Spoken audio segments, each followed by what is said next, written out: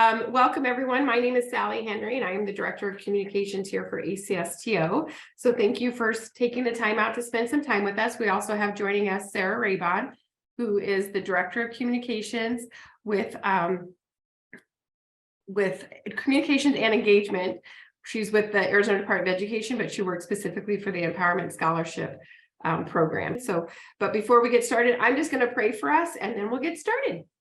Dear Lord Jesus, we just thank you so much for the people that have joined us this session. We just thank you for Sarah's time. We thank you that you give us this opportunity to communicate via Zoom, and we just pray that we're able to help address families' questions, concerns, and any issues that they may have with either with ACSTO and the tax credit program or with ESA program. We just thank you for the commitment these families have made to put their kids in a Christian school. And we just thank you for the schools that are available to provide them with such a wonderful Christ-centered education. In Jesus' name we pray, amen. All right, so I'm going to just go over ACSTO. So what we are a school tuition organization, or also known as an STO. We do provide tax credit scholarships to students enrolled at Christian schools. The universal ESA law is a blessing for many, many families, and ACSTO has been very supportive of the legislation, and we are very pleased to see that it was enacted. Please keep in mind, ACSTO is not going anywhere. Families still need the tax credit scholarships to afford a Christian education and be at their schools. The universal ESA law did not change any of the private school tax credit laws. Taxpayers can still take advantage of the dollar-for-dollar tax credit. And ACSTO is going to continue to provide scholarships to students enrolled in Christian schools that apply with us. There are many families who will choose to use ACSTO over ESA or vice versa, but we do not anticipate any changes to our application process, with the exception of adding, are you using ESA in the near future? So that change wouldn't even happen until the 2023 application. There is a possibility. We just had an election 2 days ago, which we still don't know a lot of answers on that. But there is always a possibility of legislative changes. It could be to the negative or to the positive. There's lots of unknowns right now and lots of factors that can influence the future of school choice and parent choice here in Arizona. Obviously, who is elected into office, both as the governor and in the state legislature, does impact the outcome and the future of school choice. And honestly, it's also based on what are their priorities, who the elected officials that get elected, what are their priorities to see happen in this next, in the future legislation in the next 4 years. So there is discussion about legislation that would allow students to be funded both through the ESA and STO program at the same time. That is a possibility. We don't know what that looks like or if it will even happen, but there is chatter about that.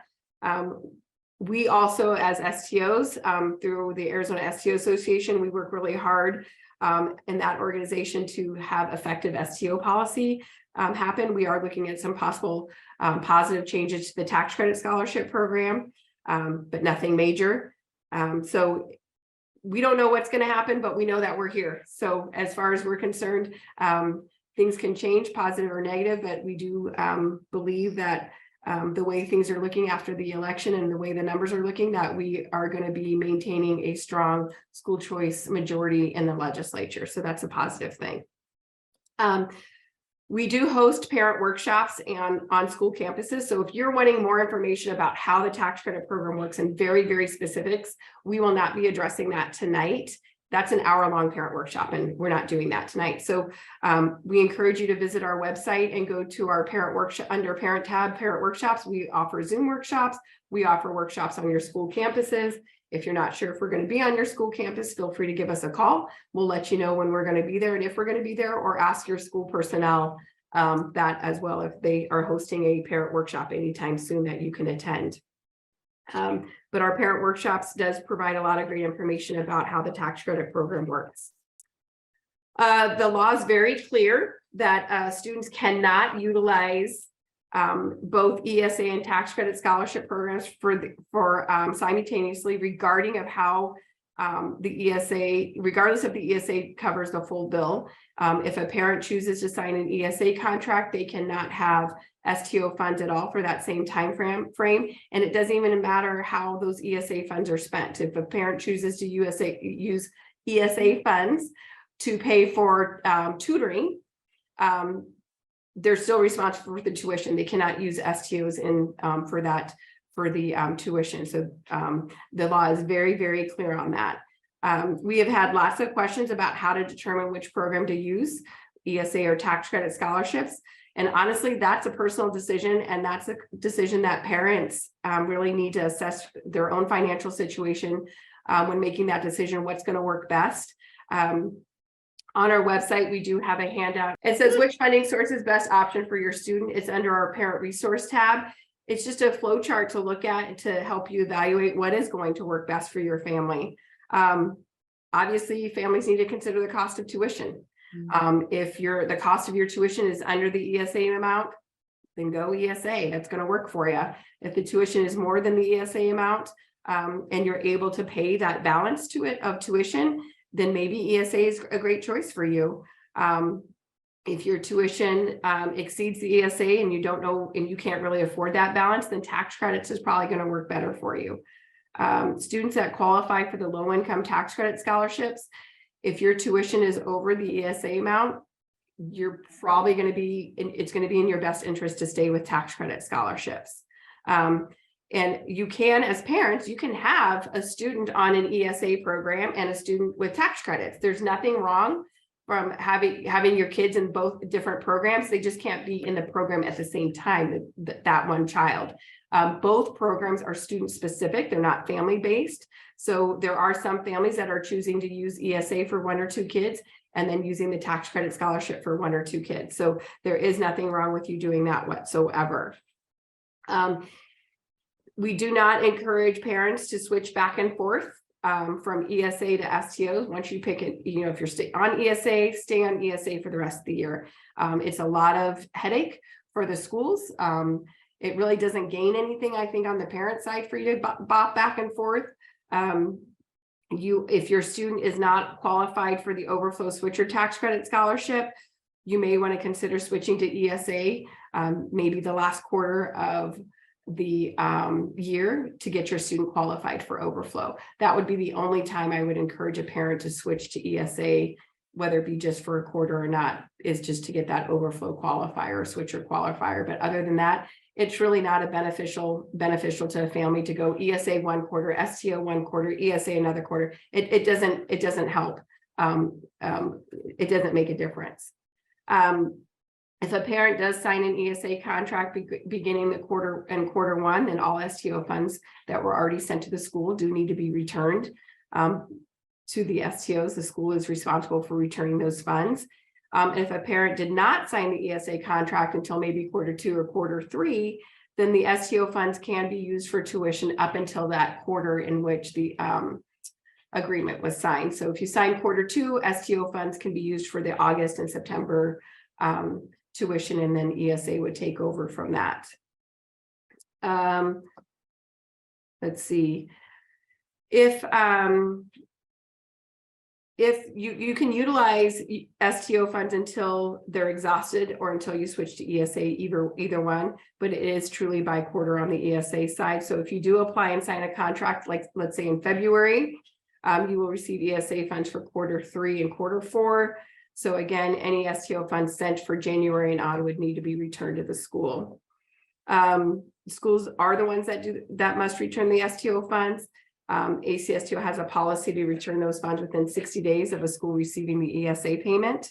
Obviously, if schools have additional questions about that, they can give us a call directly to discuss that, or if there's any concerns. If you have not signed an ESA contract, then you can continue to use the STO funds for your students' tuition. That's not a problem whatsoever. If you do accept an ESA, there's nothing wrong with the school utilizing their private scholarship funds to make up the difference for a family. The private scholarship funds are at the school's discretion to utilize. So that's really a choice between the school and the parent to do that. But there's nothing wrong with a private scholarship fund being used to help families make up that difference between the ESA amount and the tuition balance. So if you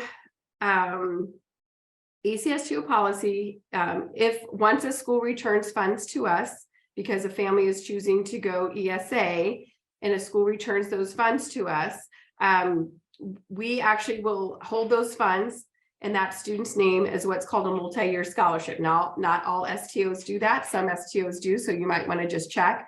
But we actually will hold those funds in a multi-year scholarship for that student. And that's always been our policy whenever funds get returned for a student to hold them. But we will hold them. And all we need from a parent is that one, you just need to tell us that you're going ESA so we know.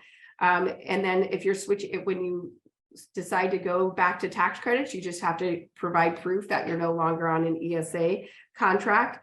And for now, the multi-year scholarships can be held indefinitely to be utilized for future years. Because our goal at ACSTO is to make sure that kids can stay in a Christian school. And so that's why it's super important for us to be able to provide those multi-year scholarships that students can use in a future year. In order for ACSTO to hold those multi-year scholarships, we need a current application, and the student has to stay continuously enrolled in the school we are partnering with. So if you're on ESA and you're going to stay on ESA for the next couple of years, that's fine. Just make sure that you have a 23-24 application with us, and you're just going to mark that student ESA. If you have a student who has a multi-year scholarship and switching to ESA, and they have a sibling who is going to stay with ACSTO, we can reconsider that other child's multi-year scholarship for the sibling, but we will not be doing that reconsideration until the summer. There's just too much going on right now, too much money moving back and forth between the schools and return funds, that we're just going to wait to do that come this summer. But we can do that. So if you have a student that you know you're going to just keep on ESA, they have a multi-year scholarship already, you can let us know that you want it to be reconsidered for the sibling, and we would consider doing that in June. Students who are receiving an ESA can actually still be considered for an ACSTO scholarship award. It just cannot be paid out to the school as long as the student is accepting an ESA. So any scholarship awards that we get can be and that are awarded to your student, we just hold as a multi-year scholarship for your student to be used in future years. But again, we need to make sure you have an application on file, because you can't be considered for a scholarship award if we don't have an application. And then obviously you stay considered continuously enrolled. This practice does allow families to continue to ask people to donate and recommend their students and it helps you build up those scholarship awards that can be utilized down the road as tuition becomes more, as a cost increase of tuition, or maybe you just haven't worked the STO program in a while and you're using ESA right now, and then you're going to work on trying to get some scholarship recommendations. Either way, that's just the benefit of holding those doing the multi-year scholarships. Anyone can donate and recommend your student. You just cannot donate and recommend your own child. Obviously, grandparents, aunts, uncles, cousins, nieces, nephews, family members, friends, friends, anybody can donate and recommend your student.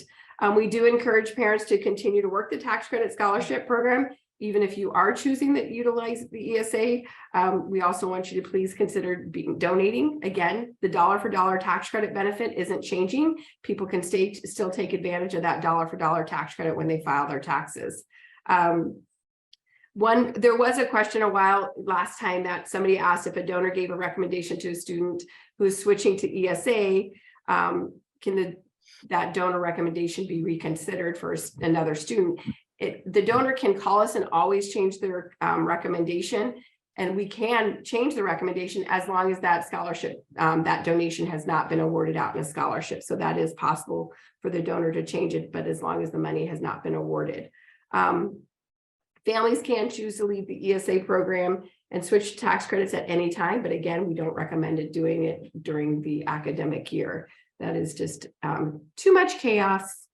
There is nothing in the law to prevent parents from utilizing one program for a quarter and then switching. But again, like I said, we don't recommend it whatsoever. When it comes to, I really do think that the only year that there's going to be a lot of chaos, at least I hope, is this year, where there's a lot of confusion over quarter one funding. When does it come? When do they qualify because of the retroactivity of the law? So I don't believe in the 23-24 school year we're going to be seeing so much chaos from with the ESA and families switching back and forth mid-year. I just don't think that's going to happen. So let's see. ACSTO will require proof that the ESA contract is no longer in play. So, before we can send money. So if you do happen to cancel your ESA contract, let's say during quarter 3, we're going to ask for proof of that. And we will not send STO funds until the quarter following the canceled contract. So that is some documentation that we will be requiring. Tax credit scholarships are funded by private taxpayers. So we're just going to talk a little bit about how ESA and the STOs or tax credit scholarships are different.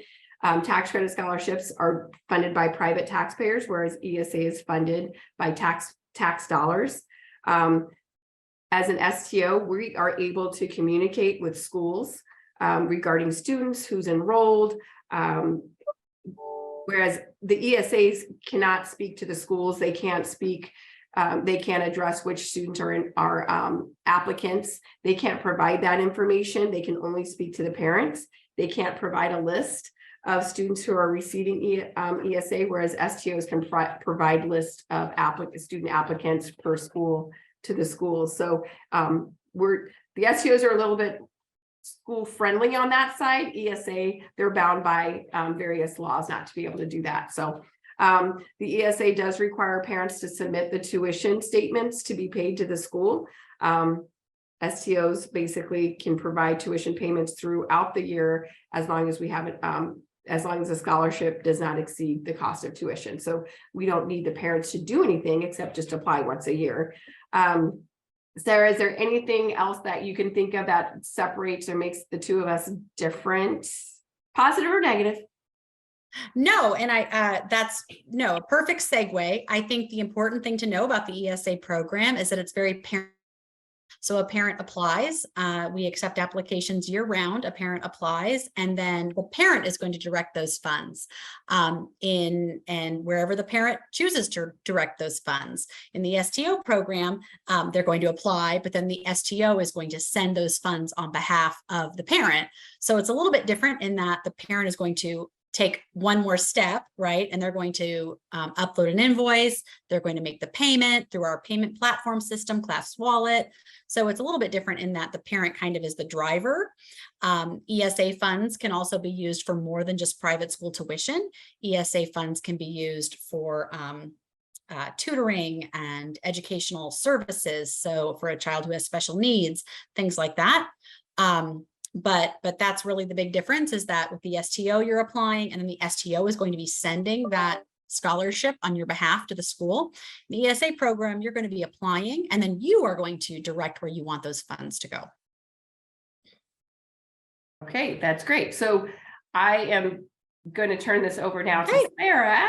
So, and just a reminder, if you have questions, just wait to put them in that chat box, maybe make a note of it so you can come back to it and put it in. We just don't want that chat box to fill up with a bunch of questions and then miss something. So, Sarah, take it away. Okay, thank you, Sally. So I'm really excited to be here with you tonight. Thank you for spending a little bit of your evening with us. Here to talk about ESA. I know there's lots of questions. I want to first say that if you're a current parent and you've been reaching out and have questions, or a prospective applicant, thanks for your patience. It's obviously been really busy the last month and a half or so. The program was about 12,000 kiddos in the end of September, and we are probably, fast approaching 40,000. So it has not been very long, and the program has just exploded, which is fantastic. And we're working as hard as we can to keep up with all of the demand. So we do have some resources if you are a current parent. We have our ESA Parent Handbook. We have a new parent guide. We also have 2 videos. They're webinars that we've done and recorded. They're on our homepage. They explain a lot about the program. One is called ESA 101, One is called Class Wallet. It will explain exactly how you're going to make the payment to your school. Because I know you're like, okay, what now? I have this money. What am I going to do? How am I going to make my school payment? I promise you it's very easy. Once you've done it, a couple times, it'll take you a minute or two. I'm an ESA parent myself and have been for a long time. And so I understand the system. So once you get the hang of it, you'll be just fine. But I understand that it's kind of overwhelming when you get started. So take advantage of those resources on our website. If you've submitted a help desk ticket, that is our preferred way that you reach out to us at the department. It's trackable email. It's a priority for our team. We are getting all caught up on those as well. So again, as you can imagine, we went so quickly. We grew so fast that even with the additional staff and we had temps helping out and everything, it was just really hard to keep up with that volume. But again, we are getting all caught up there. So help desk is still the best way to reach us, and it's our team priority. And again, take advantage of the webinars that we've posted, the parent handbook, and the new parent guide that we have on our website homepage. I'm going to go quickly through these questions that I already have in advance, and then so we have plenty of time for Q&A at the end. So let's see. Important to note, when you, as part of accepting an ESA, you are opting out of the public school system. So you're accepting 90% of your child's state allocated education funding. So that means that you do have to withdraw from the public school system or private pay for any services or things you might get. Now, that doesn't release the district from any obligations related to evaluations. And there are some services that are not state funded that you might be able to take advantage of. But it is important to know that as part of the program, you are agreeing that you will be withdrawing from the public school system. Under the universal law, all students in Arizona in grades kindergarten through 12th grade qualify. That's it. There are no other requirements. You're a resident of Arizona, you're in kindergarten through 12th grade, that's it. The application itself is very simple. All you will need to provide is a birth certificate or some other proof of guardianship, because we do need the guardian as the applicant. And then a proof of residency. And we take many different things as proof of residency. So those are the documents you need. Let's see, there's no prior public school attendance. So if your student has been in private school their entire educational career, they can apply now or qualify now. There is no prior public school attendance. There was previously, but this universal expansion eliminated any prior public school attendance requirement. So you qualify now, whether or not you've had any public school attendance. An ESA, like I mentioned, can be used for other things other than just private school tuition. So these things include uniforms, registration fees, application fees, technology fees. I mean, if you're in a private school, which I'm assuming most of you all are, there's a lot of things that ESA can cover beyond tuition. There are a couple of things that are no-goes, and I'll just go over those because there's more things we can cover than can't. So we can't cover food, so no lunch fee, breakfast fee, that sort of thing. So no food, and also no daycare fee. So no before care, after care, those things ESA cannot cover, but other things like field trips, extracurricular fees, things like that, technology, like I mentioned, even transportation. That is new in this new statute, that transportation fees can be covered for a student from their home to school. Let's see here. Again, process is very simple to apply. It only takes a few minutes. Most folks are very surprised at how easy the actual application is. We do accept applications year round. We have by law 30 days to process applications, but right now application turnaround time is just a few days. Even at our busiest this year, we're really proud of the fact that we are processing applications in less than 20 days. So very quickly that we get those through. So once the application is processed and a contract signed, it does take about 3 weeks to set up and fund your class wallet account. And that is how you're going to utilize the money. So kind of think health savings account, in that you're going to have this money deposited in this account.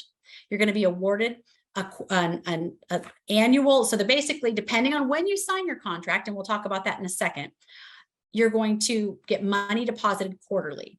And we fund based on when you sign your contract. So if I apply today and we're in quarter 2, and we'll talk about the quarters, if I apply today, quarter two, and I sign my contract before the end of quarter two, which is December 31st, I will get quarter two funding. And that's when I start. I start with quarter two funding if I sign in quarter two.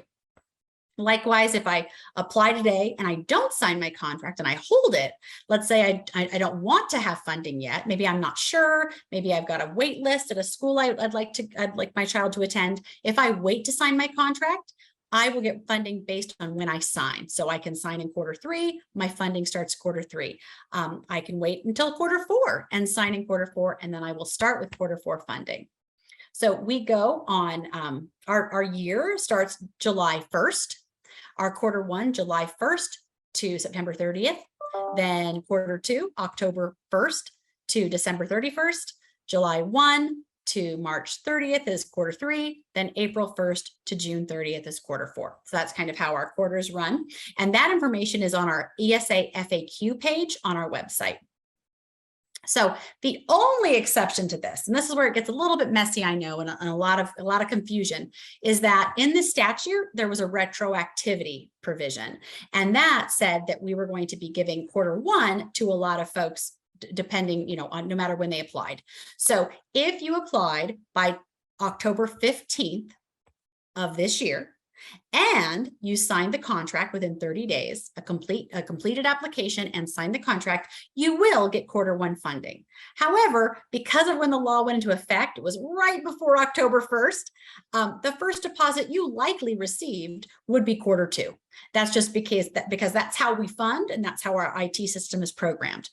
We're actually going to be retroactively funding for quarter one for all those folks who qualified. And I think that's actually, you're going to hear it here first, going to start next week. So we've been doing some testing. The retroactive quarter one funding is going to start next week.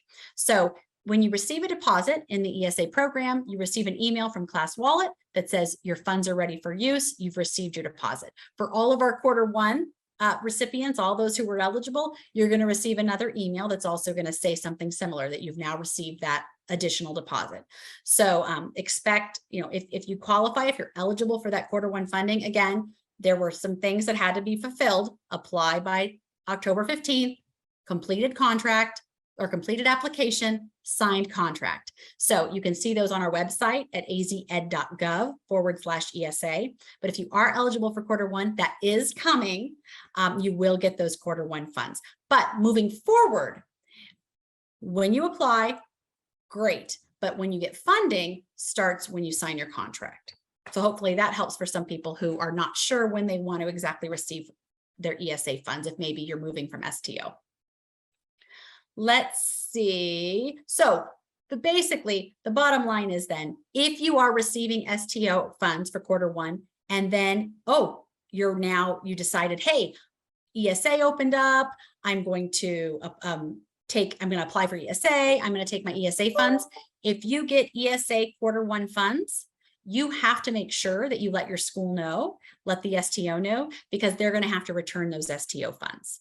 So that's the important thing to know. You cannot use the programs simultaneously. They cannot by law be used concurrently. It's one or the other. So if you decide, you know what, STO works better for me for quarter one, fine, that's absolutely fine. But you won't be able, if you've applied already and you do not sign your contract, if you've applied and signed a contract and you decide you really want to go with STO instead, you're going to need to close that account and reapply. And that's fine. We have families that have done that. But again, do not sign a contract until you're sure that you want those ESA funds, because that's going to be the trigger that starts that funding. Let's see. Okay, here.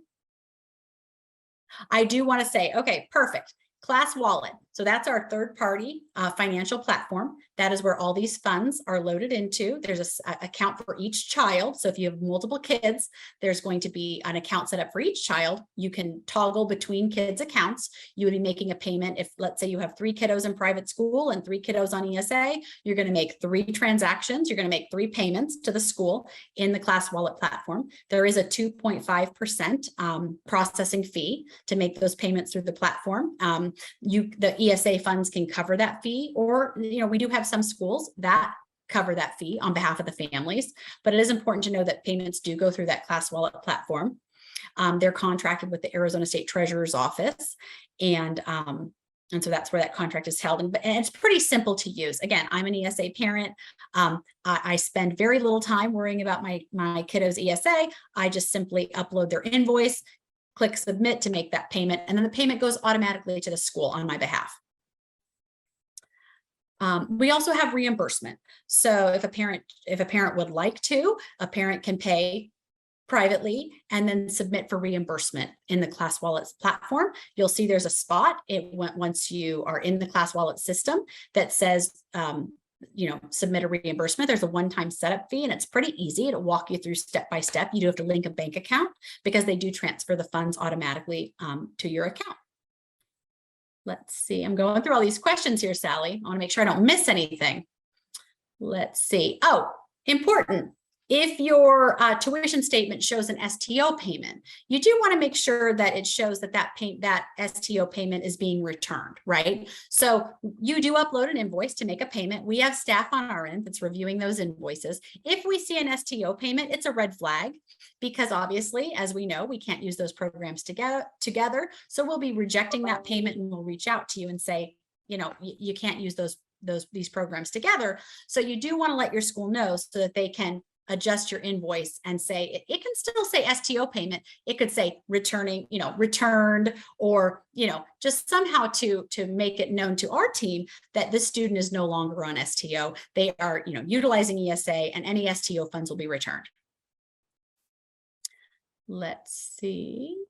Once you sign your contract, it's good for the whole year. We do get a lot of questions if you have to apply every quarter, because we deposit funds quarterly.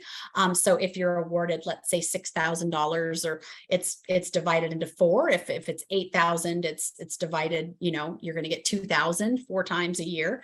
Again, the money is very specific based on your student, 90% of their state allocated funds. So it's based on district of residence, grade, other things like that. So the amounts aren't set in stone. They do vary based slightly, depending on your student's grade again, and district. Let's see here. And again, you can hold that contract until you're ready to sign. You don't have to reapply. You can apply once and hold that contract and wait till you're ready to sign it. And that's fine. That contract will last all year. You can wait and sign it until Q4. You can apply now, sign at the end of the school year. Whenever you're ready to sign it, the link will expire, because those DocuSign links are only good for 30 days. But you just reach out to us and ask you to resend a link, and we're happy to resend you another link. Let's see. You do not need to spend all the ESA funds in the year. Funds roll over quarter to quarter and year to year. So if you have leftover funds, they do roll over to the next school year as long as you remain in the program. We do send out a renewal contract at the end of every school year, typically end of May. You just sign electronically, and that lets us know that you want to remain in the program, and we'll continue, obviously. Q1, you'll get another deposit, but it's so no reapplication, and it's just one renewal at the end of the year. You can cancel at any time. I know Sally said you can close your ESA account yourself in the portal. You see a close account for this student. You can close for one student if you decide to go back to public school or a charter school, or you want to go a tax credit. You can close for one child. You can close.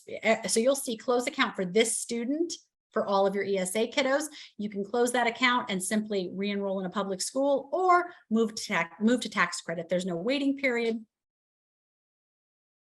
Let's see. I do want to say, though, if there are any funds that are remaining in your account, when you close that account, those funds do not stay in that account. If you close your account, those funds are swept. So they're not being held for you if you close that account. And again, we are limited as to what we can tell your school or a third party. We really do work with the parent only. So while I try to be as helpful as I can to our private school community, because I know there's lots of questions, and I do want to be a great resource at the department, we only really can give any information to the parent. So if there's an issue, something comes up, there's questions about an account, we need the parent to reach out. We aren't sharing information on behalf of a parent with a school or an STO for that matter. And I have seen this quite a bit recently. There are a lot of our students, particularly high school students in private schools, that maybe take a class or two at either one of our vocational schools at EVIT or WestMech or JTED, or maybe an online program. That is absolutely fine. However, that's considered public school enrollment. So if you're going to take advantage of a vocational course at a public school or an online school for maybe one course or something to, maybe your child needs to get an extra credit or something, you do need to pay privately. You cannot have your student be state funded for that program, because that would be a violation of the ESA contract. And every 24 hours, we're running a report at the department of ESA students against public school enrollment records. So your student will come up on a suspension report. So you definitely want to make sure, if you're going to be enrolling in like a Primavera and Ed Options, I'm trying to think of the ones, some of the online public options that are free for your student. That's because the state is paying for those. So you just need to be aware that you're going to have to arrange to pay privately for those. And that's absolutely doable. It's not a problem. Lots of folks do that. We have information on that in our ESA parent handbook on how to pay privately and how you just have to have your student coded in the system. Let's see. Graduation. So yes, when a student graduates from high school, if there are any funds remaining in that ESA account, again, we've talked about how they roll over. They roll over quarter to quarter, year to year. If you have funds remaining in that account and you're graduating from high school, yes, those funds remain in the account for up to 4 years after high school graduation. And they can be used for post-secondary. So you can community college in Arizona, a public university in Arizona, or private university in Arizona. So those funds, once your student has graduated high school, do remain. Anything remaining, no additional funding is going to be deposited, but anything remaining in the account can be used for post-secondary. That's, I guess, an important thing to point out, that when you come into the program, you come in a whatever grade you're in. So you're coming into the program. If you're coming in as a kindergartner, we're going to bring you in. If you're age 5 by January 1st, you're coming into our program as a kindergartner. If there's no public enrollment information out there in our public school database, we're going to assign you a grade. So if you're age 5 by January 1st, you're coming in as a kindergartner. You're going to automatically move to first grade next year. You move in a cohort once you come into this program. So now you, as the parent, can absolutely opt to either maybe retain your student if you think maybe your student needs to repeat kindergarten, maybe even advance. It's totally up to you as the parent and the private school. However, your student continues to progress one grade level at a time in the ESA program. So that is important to note, that you're going to come in and you're going to be assigned a grade. Okay, so maybe you've been homeschooling and you haven't been to public school. We're going to assign your student a grade based on their birth date. And again, it's age 5 by January 1st, that would be kindergarten. So once you've hit 6 years old, by September 1st, we're going to assign you first grade. So you're assigned a grade based on when you come in.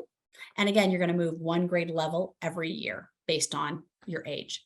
So I think, or based on that you're in the program, one grade level every year. I think I've covered those questions, Sally. So what do we have in the chat?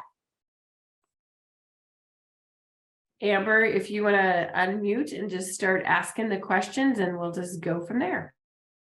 Yeah, so one of the main questions we've been asked a couple of times is on the tax credit side.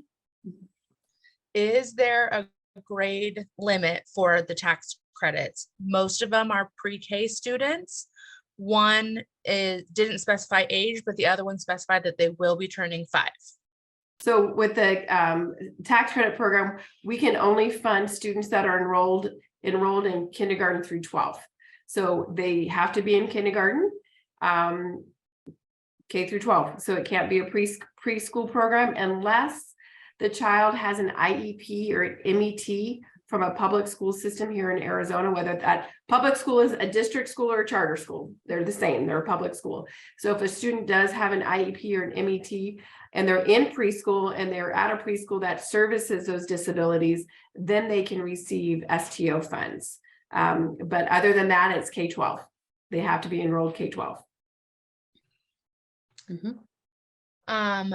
Another question is, if the student is in the ESA program, can they still receive a scholarship from an organization like School Choice Arizona or Arizona Leadership Foundation? Yes, if you are using tax credit scholarships, you can receive the tax credit scholarships from multiple STOs. That's perfectly fine. And, you know, with the private school tax credit, there's 4 different scholarships available. So technically you can qualify, if you meet the qualifications for all 4 of those, you can definitely receive scholarships from all 4 of those different scholarships and from multiple STOs. There's no problem with doing that whatsoever. Can they use it on the corporate tax credit level, but an ESA as well? No, you may not. Corporate tax credit scholarships, they're STOs too. They're a school tuition organization. They're a scholarship tax credit organization. They do provide the scholarship tax credits. So no, if you are an ESA, you can't receive any dollars from the tax credit scholarship program. That would be from the original program, the overflow switcher program, the low income tax credit scholarship on corporate side, or the DD on corporate side. You cannot receive both. Thank you.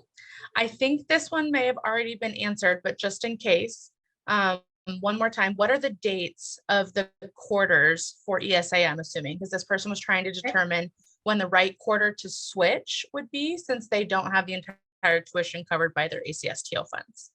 Got it. Yes. So we go July 1st to June 30th, July 1 to September 30th is quarter 1. October 1st to December 31st is quarter 2. January 1st to March 30th, quarter 3, April 1st to June 30th is quarter 4. And that is on our website under the ESA FAQ. Perfect. So once an ESA contract is signed, is it guaranteed that the program will last throughout the full school year? They're just wondering if there's a chance that funds would be discontinued throughout the year. I guess I can say probably you're as much as anything can ever be guaranteed, right? Once you've signed that contract, yes, we will be depositing those funds quarterly unless you close that account or the legislature made sudden changes. Again, we are at the mercy of a state law. So again, I mean, nothing is ever guaranteed, I suppose, but if you've signed that contract is good for an entire year. I can't anticipate anything other than the parent themselves closing that account that would disrupt that. Perfect.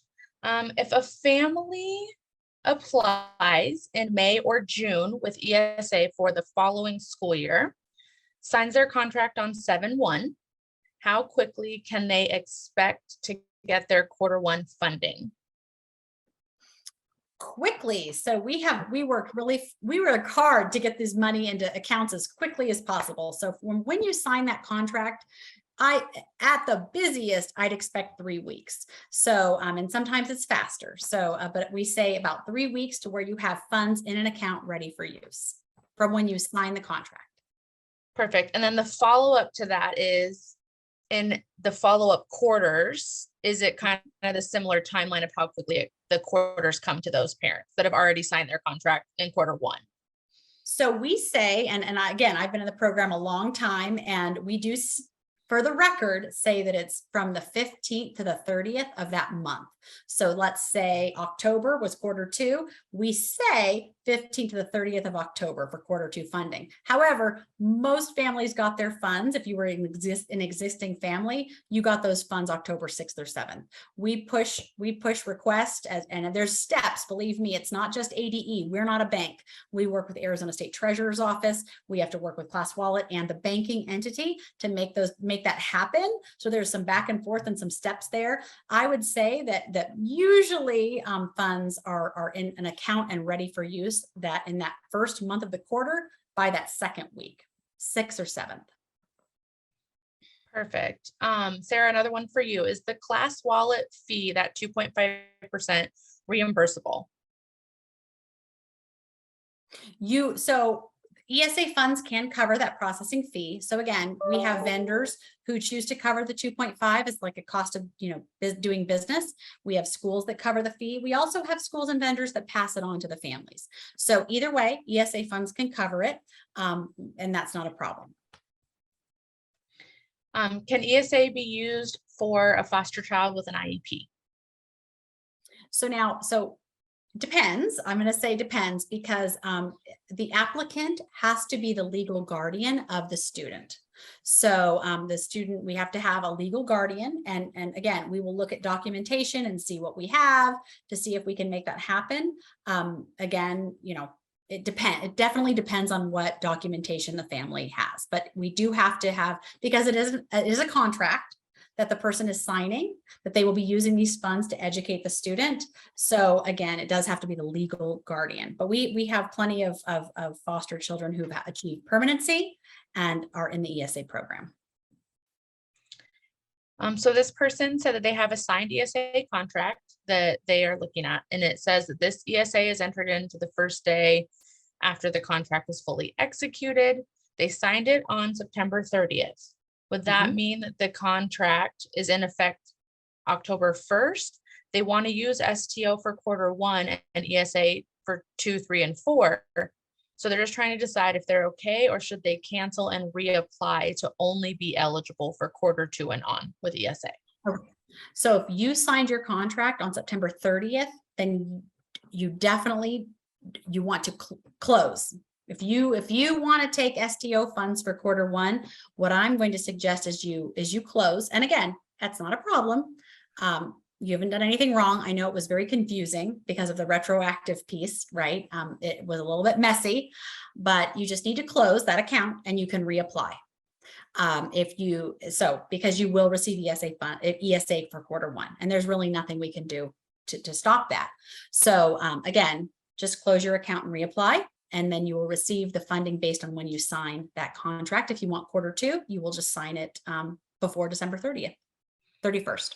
So Sarah, what would happen if they signed it on September 30th? They probably already got Q1 funding. They would have gotten Q1. Exactly. So as long as you haven't utilized the funding, I'm assuming in this that you have not used the funding. If you have used the ESA funding for Q1 and made a payment to the school or purchased something or other, then you will probably need to forego that STO funding. So at that point, you just, it's fine. I mean, again, we can work it out. But if you've used the ESA funds, you are going to have to return that STO funds. If you have not used ESA funds, then you can close your account and reapply. Sally, can you briefly explain the 4 different tax credit scholarship options and maybe dig a little deeper as to what overflow is? So because of the timing, it's 7:19. We've got about 11 minutes for questions, and I'm not sure how many more we have. I would really encourage someone who wants to know more about the different scholarship opportunities for that we offer through the private school tax credit program. 1, come to one of our parent workshops, but 2, on our website under the parent resources, there is a handout that you can look at that talks about the 4 different tax credit scholarships and whether or not you qualify. So how to determine if you qualify. Because it's not a short answer, so I do apologize. Or call us tomorrow. We're actually open. So give us a call tomorrow and we'll explain it to you. We're 9 to 4, Monday through Friday, closed at lunch. And our number is 480-820-0403. I just do not want to, we're very short on time, and I do want to make sure we get through those other questions. So I do apologize for not taking the time to explain all that right now. Sarah, this is one. If they do not move forward with a private school, decide to attend a charter school, can ESA funds be used for extracurriculars and uniforms? So I just got a message. My internet was a little bit unstable, which I'm not sure why. So if they want to stay in a charter school, if they don't move forward with a private school and they're attending a charter school, can ESA funds be used for extracurriculars and uniforms? No. So as these funds are 90% of your students' state allocated funds, charter schools are public schools. They are, whether or not they charge maybe for full day kindergarten and charge for uniforms and other things, those are state funded. So no, you could not participate in the program, the ESA program, and remain enrolled in a charter school. Let's see. If they have a current MET, is there an opportunity for additional funding in the ESA program? Absolutely. So basically now with this expansion, there are there are 3 categories, right? We used to have all these others, right? We had probably 5 or 6, 7 categories, but now we have basically universal, which is all students. We have universal special needs. And we also have preschool with special needs. So if you have a student with an IEP or a MET or a 504 plan, it can't be expired, has to be current. You absolutely have the opportunity to designate that when you're applying, and you can upload that, and you do receive additional funding for an MET or an IEP based on eligibility category. If you're a current applicant and you realize, oh my, I have a current document, you can absolutely send that over to us and we can make adjustments in the account. A couple different, couple similar questions. What would be, how much would funding does a student get from ESA? It depends. So the average, I mean, again, because it's very specific, it's specific based on your student's district of residence, your grade, and there's lots of other factors. It's very complicated what goes into school funding formula. So I will say that typically 6,500 to 6,800 you can expect for universal, slightly less for kindergarten because the state does not fund full day kindergarten. So maybe 4,500 for the kinder year. A little bit higher based on special education. So if you have an IEP or a MET with a special education category, you know, eligibility, there's a dollar amount attached to those eligibility categories, and you will receive additional funding based on that. Perfect. If a family applies for ESA and they are homeschooling, can they still play sports at their local public school? Again, it depends because it's up to the school, right? So it is up to the public school whether or not they will accept ESA students. So I would just talk to that public school and see what their policy is. If there are costs involved, you might have to pay privately for those costs, and that's fine. Those costs can be paid for with ESA funds. So it's a maybe based on the school has the ability to accept or deny entry. Sally, just to confirm, parents would like to know, it sounds like people can still donate to their student and save that money in a multi-year scholarship while using ESA funds. And then maybe in a few years of saving, that money would be available for tuition if it is now greater than the ESA. Is that accurate, that ACSTO will hold funds? That is accurate. So people can still donate and recommend students. Those students will still get considered for those scholarships. By law, we can't guarantee it. We will consider it, and then they can be awarded funds. We just can't pay out scholarships. So those funds can be held for a multi-year scholarship to be used in future years. If a private school offers free tuition for a 4th child, can they still receive ESA funds? Absolutely. Does the school let ACSTO know that their child is not using them and would be using ESA, or should the parents be doing that? How would that best be? We actually for both. We actually would appreciate if parents would call us and let us know if they're using ESA, and also making sure the school knows. But schools are trying to communicate with us, but we're also asking parents to communicate with us as well. Perfect. And then just to confirm, child uses ACSTO Q1 and Q2, and that's all covered, but they can go ahead and apply for ESA Q3 and 4 and just get 50% of what would be ESA funding for that academic year. Yes. Because it would have been just for 2 quarters. Okay. Yes. If there was a discrepancy with an uploaded birth certificate and the contracts weren't signed until October 19th, would they still qualify for the retroactivity for Q1? Yes. So it's more about when you applied. So if you applied by October 15th and you had a completed application and signed your contract within the 30 days, so that would be if you applied on October 15th, November 15th, so we haven't even reached that yet, then yes, you would receive Q1. So it's more about when you applied. So it sounds like in this case, yes. Can an STO store funds to be used for college? No, it's only K through 12 education, period. Can't be used for dual enrollment or anything like that. Just K through 12 tuition. If a parent has already prepaid the whole school year, can they be reimbursed for quarter 1 if they did not actually sign a contract in quarter 1? Not With with ESA funds. No, if you did not, if you're not eligible for quarter 1 funds, then you cannot be reimbursed for quarter 1 funds or with quarter 1. Sally, this person is asking if STO funds are recommendations only, I think. Like, is that all that you guys would be holding kind of idea? No, we get recommendation, but we get donors donate, they recommend students, they identify a school, they don't identify anybody. So when we make our scholarship awards, we're using all those different ways that the money comes in, what recommendations, not recommendations, that sort of thing. So families can get scholarship awards even if they don't have anybody recommending their student. Recommendations are just something that is considered as part of the award process. So I hope that answers your question a little bit. I hope I answered that question correctly. And then to kind of add on to that, is there a way for parents to find out what is being held in multi-year for their students? Oh, sure. Just give us a call. You can always log on to your parent portal to look at what's been awarded every award cycle and see how much has been sent to the school so far this year. So I encourage you to do that, especially if you're trying to figure out if you're going to go ESA or stay with ACSTO. But you can always call us because your parent portal will not show what's being held in multi-year. You probably have to sit there and do a lot of math. So give us a call and we will look that up and let you know.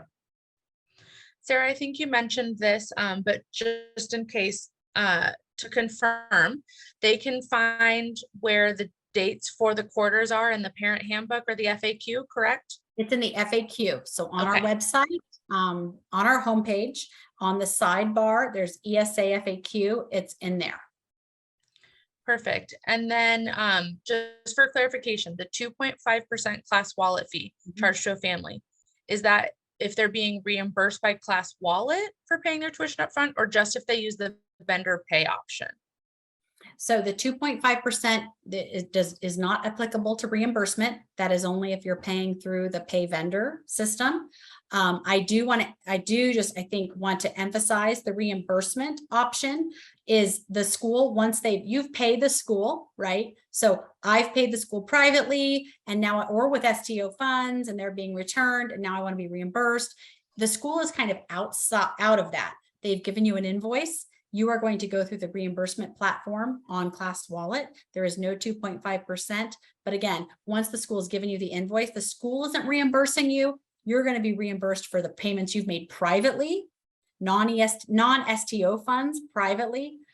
You're going to be reimbursed for those through Class Wallet. There is no 2.5%. And then is there any specific information that needs to be on a submitted invoice in the pay vendor option? Actually, there is, and I didn't even have this on. I didn't like it wasn't even planned. It's like you just knew. I knew you were going to ask me that question. I was looking at our parent handbook. We do have that information in the parent handbook. Let's see, what page are we on here? Right here, page 8. So we do need to have that school name, location, because the private school has to be located in Arizona if it's an in-person private school. The student's name, the transaction date, what the fees are for. Is it tuition, uniforms, extracurricular, whatever it's for, and the total amount paid. If there's any STO, remember, we're going to want to see that STO is being returned or canceled or something like that, if that's for the time period you're going to be receiving ESA. So again, page 8 on in our ESA parent handbook gives you more information on private school invoices. Hey, Amber, we're at 7:30, so how many more questions do we have? There are a few more in here.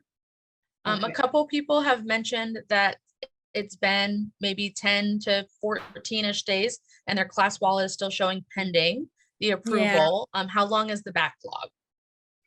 Well, we were really proud of our 24 to 48 hour trend that was all year long. But again, the program grew from 12,000 kids on September 30th to almost 40,000 kids on here we are November 10th. And most of those families have received funding and made payments. So again, we are trying as quickly as possible to catch up. We are saying that it can take up to 30 days to process those payments and to get those get those approved. We're working as quickly as possible to get every order in the order, or every transaction approved in the order received.